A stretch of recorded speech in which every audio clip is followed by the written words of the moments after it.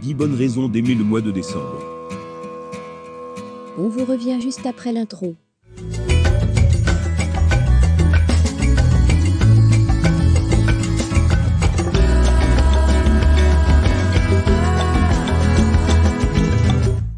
Raison numéro 1, les décorations lumineuses dans le ville. Bien que j'habite à la campagne, j'aime la ville, son agitation, son brouhaha. Et j'aime encore plus la ville, lorsque vient décembre et qu'elle se pare de ses mille lumières et décorations. Chez moi, à cette époque de l'année, tout est source d'émerveillement. Je vous ai dit que j'étais une grande enfant. Raison numéro 2, les marchés de Noël. Je n'ai pas assez de mes 10 doigts pour compter les marchés de Noël qui s'organisent autour de moi. Marché de Noël des saveurs, marché de Noël des créateurs, marché de Noël urbain, marché de Noël festif, marché de Noël de la crèche ou de l'école, marché de Noël exotique. La diversité est là, mais l'objectif est le même. Rassembler, oui, encore, flâner, donner envie, célébrer, partager. Alors même si votre agenda ne contient pas assez de pages en décembre pour caser toutes ces jolies occasions, choisissez-en une, 2 ou 3 et profitez de l'ambiance joyeuse qui en émane. Raison numéro 3, les moments passés en famille. Décembre est un mois qui rassemble. On passe du temps en famille, on se voit le temps d'un repas ou juste pour se souhaiter le meilleur à venir. Alors d'accord, parfois on préférerait zapper l'exercice, oublier Tata Joséphine et ses remarques cinglantes, et passer cette année, le repas collégial qui se termine en discussion politique hurlante.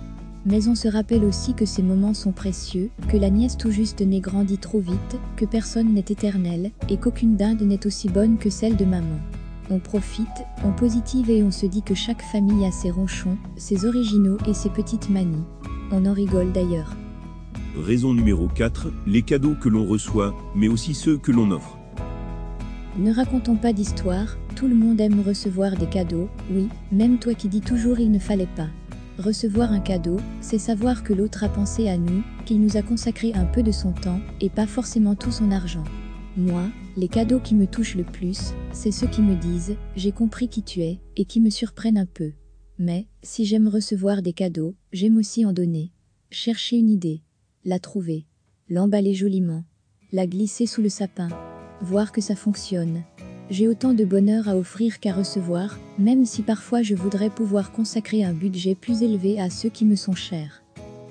Raison numéro 5, les films et les téléfilms de Noël. Ma devise, pas de Noël sans film ou téléfilm de saison. Bon, normalement, c'est pas de Noël sans neige, mais sous mes latitudes belges, c'est rarement le cas. Ce que je veux dire par là, c'est qu'une jolie histoire sur écran contribue beaucoup à l'ambiance de Noël, à mettre du positif et des paillettes dans l'air. Bien sûr, c'est dégoulinant de bons sentiments, mais s'il y a bien un moment où on en a besoin, c'est à l'approche de Noël, non ? Raison numéro 6, les gourmandises. Planquez vos pèse-personnes, Noël arrive, oui, je sais, ce n'est pas terriblement glamour comme image, mais vous avouerez que faire régime au mois de décembre, c'est de la folie pure. Alors on y pensera le 2 janvier au milieu de nos bonnes résolutions et en attendant, profitons des bonnes choses que décembre nous réserve. Spéculou de Saint-Nicolas, bûche de Noël, toast au saumon fumé ou au foie gras, huîtres gratinées, salaison de saison, petits pains à la cannelle, cookies au chocolat, coquilles Saint-Jacques crémeuses, dinde rôtie, croquettes de pommes de terre, fondue et raclette, escargots au beurre d'ail, feuilleté apéritif, érelle en confiture, des coupes de champagné, de tout ce qui vous fera plaisir. On me signale que je suis déraisonnable et que mon médecin risque de ne pas apprécier cette partie. Raison numéro 7, la créativité. Vous avez remarqué que la période de Noël est propice aux idées créatives et au bricolage ? À l'école, les enfants préparent la fête avec des décorations de leur cru et bondissent de joie lorsque l'on sort farine, sel et eau pour fabriquer de la pâte à sel. Mais les adultes ne sont pas en reste. Il suffit de voir le nombre d'idées qui fourmillent sur les blots notamment. On crée, on décore, on imagine, on embellit. C'est fou, comme les idées semblent se décupler à l'approche de Noël. Ce ne serait pas un peu magique par hasard ? Raison numéro 8, les souvenirs que l'on se crée. Quand je suis devenue maman pour la première fois, j'ai pris conscience de l'importance des souvenirs que l'on se crée durant sa vie. Ce sont nos balises, nos réservoirs à bonheur.